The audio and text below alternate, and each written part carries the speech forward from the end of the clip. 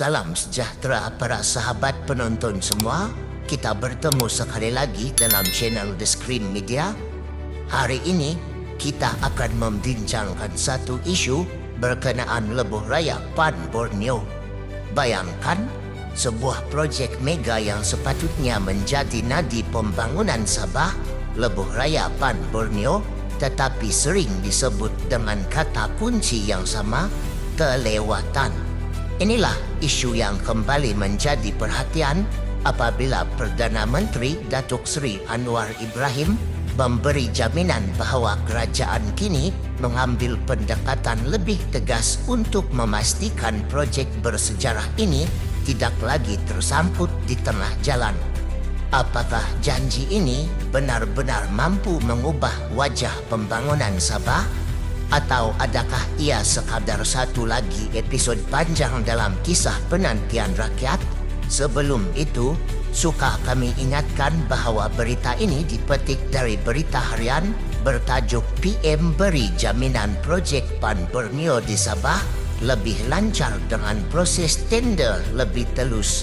Berita bertarikh 28 Ogos 2025. Kuala Lumpur. Kerajaan memberi jaminan kemajuan pelaksanaan projek lebuh raya PAN Borneo di Sabah akan lebih cepat selepas diakui sudah melalui beberapa kelewatan dalam pelaksanaannya ketika ini. Perdana Menteri Datuk Seri Anwar Ibrahim berkata, kerajaan sudah mengambil tindakan lebih tegas dan berani dengan menamatkan kontrak syarikat yang sebelum ini gagal, menyiapkan fasa kerja ditetapkan, termasuk kepada syarikat yang sudah diberi penyambungan kontrak sebanyak 2 atau 3 kali. Ada yang disambung kontrak, ada 2 kali, ada yang 3 kali. Saya sudah tamatkan supaya kita boleh kontrak semula dan insya Allah berjaya untuk melihat dan menyaksikan perkembangan projek PAN Borneo lebih cepat. Saya yakin dengan cara tender lebih telus ini, projek ini boleh berjalan lebih baik. Saya terima teguran kelewatan di Sabah. Tidak ada sebab projek sama boleh siap 98% di Sarawak dan kegagalannya banyak di Sabah. Sebab itu, pendekatan harus lebih tegas, berani dan telus. Katanya, menjawab soalan tambahan Datuk Seri Dr. Ronald Kiandi, PN Beluran pada sesi pertanyaan Menteri di Dewan Rakyat. Anwar menjelaskan penetapan pelbagai syarat termasuk oleh kerajaan negeri yang mahu projek berkenaan dilaksana syarikat tempatan sebelum ini turut mendorong kepada kelewatannya. Saya kata, mana-mana syarikat boleh buat termasuk syarikat besar dengan syarat mesti ada pengagihan projek kecil ke syarikat negeri. Kelewatan di Sabah kita warisi. Sistem tender ini bukan baru. Sejak 7-8 tahun lalu, bila projek diluluskan, negeri perketatkan syarat.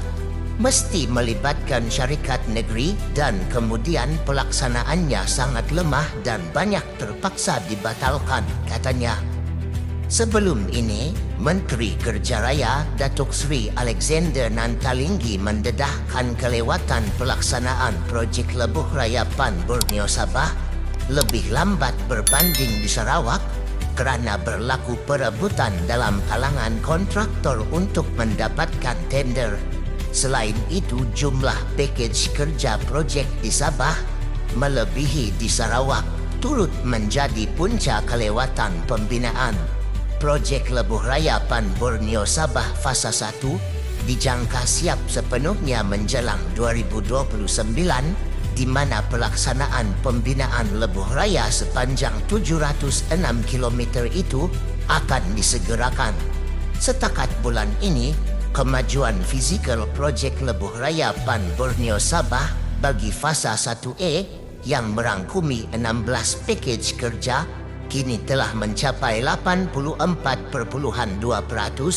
dijangka siap sepenuhnya pada Mac 2027. Sementara bagi Fasa 1B yang melibatkan 19 pakej kerja pula, dilapor mencatat kemajuan fizikal sebanyak 8,58% dijangka siap pada Oktober 2028. Namun, disinilah timbul persoalan. Jika Sarawak boleh mencapai hampir keseluruhan siap dalam tempoh lebih singkat, mengapa Sabah perlu menunggu sehingga 2029 untuk menikmati kemudahan asas yang sama? Apakah ini mencerminkan masalah struktur pentadbiran, keupayaan kontraktor, atau cabaran geografi yang lebih kompleks? Sebagai rekod, PAN Borneo Sarawak mula dilaksanakan lebih awal pada 2015, manakala PAN Borneo Sabah hanya bermula sekitar 2016 ke 2017. Tetapi walaupun faktor masa diambil kira, perbezaan jurang kemajuan tetap terlalu besar. Dari perspektif pembangunan ekonomi, projek ini bukan sekadar soal jalan raya. PAN Borneo dilihat sebagai pemangkin utama integrasi Sabah dengan jaringan ekonomi nasional.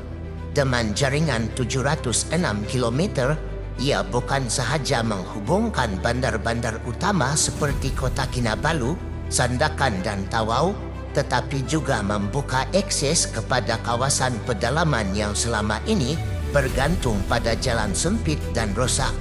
Kajian sebelum ini oleh Unit Perancang Ekonomi menjangkakan lebuh raya ini boleh merancangkan aktiviti pelancongan, meningkatkan kecekapan logistik pertanian, malah mengurangkan kos pengangkutan barang asas. Namun, apabila kelewatan terus berlaku, persoalan besar muncul. Adakah rakyat Sabah sekali lagi harus menunggu lebih lama untuk menikmati hak pembangunan yang sepatutnya setara dengan negeri-negeri lain? Lebih menarik, sejarah menunjukkan isu kelewatan projek mega bukanlah sesuatu yang asing di Malaysia. Dari projek Stadium Nasional Bukit Jalil hingga Mass Rapid Transit MRT, kita sering melihat naratif sama. Kos bertambah, tarik siap ditunda, kontraktor ditukar. Tetapi akhirnya, projek-projek tersebut tetap siap walaupun selepas melalui pelbagai cabaran. Persoalannya kini, adakah PAN Borneo Sabah akan mengikut jejak yang sama? Atau kali ini langkah berani kerajaan menamatkan kontraktor dan memperkenalkan Kendal Telus benar-benar mampu membawa perubahan? Lebih penting lagi, mampukah ia disiapkan mengikut jadual 2029? Atau sekali lagi akan ada pengumuman kelewatan baharu pada tahun-tahun mendatang? Apa yang jelas, projek ini kini berada di persimpangan penting. Jika ia berjaya dipercepatkan, PAN Borneo boleh menjadi simbol bahawa Sabah tidak lagi dianaktirikan dalam arus pembangunan negara. Tetapi, jika kelewatan terus berlaku, ia hanya akan menambah episod panjang rasa kecewa rakyat Sabah yang sekian lama menuntut keadilan pembangunan. Sebelum menutup bicara, izinkan kami sisipkan sebuah pantun sebagai renungan. Jalan dibina merentas negeri. Harapan rakyat jangan dikhianati. Jika bersatu niat dan hati, Sabah maju seiring janji. Jadi para sahabat penonton semua, apakah pandangan anda? Adakah langkah kerajaan kali ini benar-benar mampu mengubah nasib projek PAN Borneo di Sabah? Atau rakyat masih perlu menunggu dengan sabar hingga 2029? Tinggalkan pendapat anda di ruangan komen kerana suara anda juga adalah sebahagian daripada perjalanan pembangunan negeri ini. Sekian, kita jumpa lagi.